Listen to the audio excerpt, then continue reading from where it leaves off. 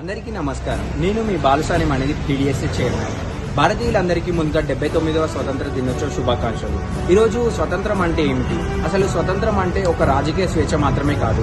స్వతంత్రం అంటే ఒక మనిషి యొక్క జీవన హక్కు, విధానం, ఆరోగ్యం కూడా పరిగణలోకి వస్తాయి. అసలు ఒక స్వతంత్రం అంటే ఇప్పటికి కూడా 79 సంవత్సరాలు కావస్తున్నా కూడా భారతదేశంలో ఉన్నటువంటి గ్రామీణ ప్రాంతాల్లో దంత వైద్యంపై పూర్తిగా అవగాహన లేకుండా పోయింది. అసలు దీనికి ముఖ్య కారణం ఏంటనే దానిపైన ఈరోజు మీ ముందుకైతే రావడం జరిగింది. గ్రామీణ ప్రాంతాల్లో అనేకమైనటువంటి గ్రామీణ ప్రాంతాలు, అదేవిధంగా గిరిజన ప్రాంతాల్లో ఆల్మోస్ట్ తెలంగాణ రాష్ట్రంలో ఉన్నటువంటి 590 చీలకు పైగా ఉన్నటువంటి పిహెచ్సి సెంటర్లో కనీసం అక్కడ డెంటల్ యూనిట్స్ లేకపోవడం, అదేవిధంగా గిరిజన ప్రాంతాల్లో ప్రజలకి దంత వైద్యంపై అవగాహన లేకపోవడం, ముఖ్యంగా ఇప్పుడు గ్రామీణ ప్రాంతాల్లోకి వస్తే అవగాహన అనేది లేదు. అసలు దీనికి నిర్లక్ష్యం వహిస్తున్నది ఎవరు? నిర్లక్ష్యం అనేది కేవలం ప్రభుత్వం పైనే కాదు. దీన్ని మన దంత వైద్య విద్యార్థులుగా, దంత వైద్యులుగా మనం దీన్ని ముందుకు తీసుకెళ్లాలి.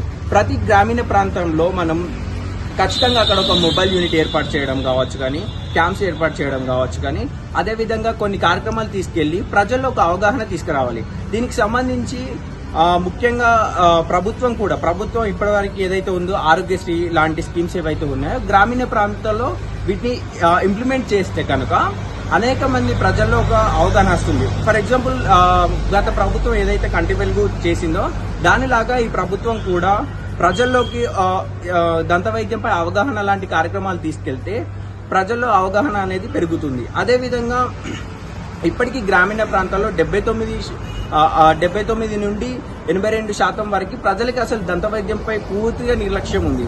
దీనికి కారణం మన దంత వైద్యం నిర్లక్ష్యమో ప్రభుత్వ నిర్లక్ష్యం అనేది పక్కన పెడితే మనం ప్రతి ఒక్కరం కూడా కలిసికట్టుగా ముందుకు వెళ్తే గ్రామీణ ప్రాంతాల్లో ఒక అవగాహన కార్యక్రమం అయితే తీసుకురావచ్చు. ధన్యవాదాలు. Thank you.